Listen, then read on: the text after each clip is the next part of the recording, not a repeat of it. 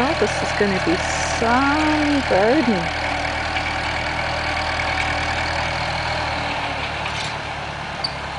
Very nice.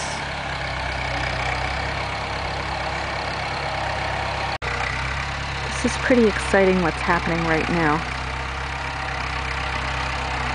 This whole back area is getting plowed. Some of it will become garden next year, and the rest may just sit and do its own thing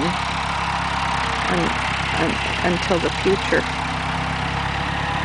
It had been plowed before, and there are some deep ruts here and there, but we plan to get it all smoothed down in the spring, because right now those deep ruts are kind of ankle breakers.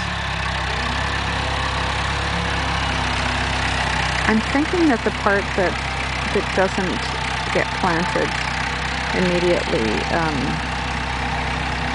could become even a labyrinth or something.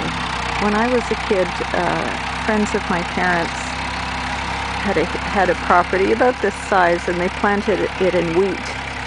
And then they cut this maze into the wheat, and it was really a lot of fun for us kids.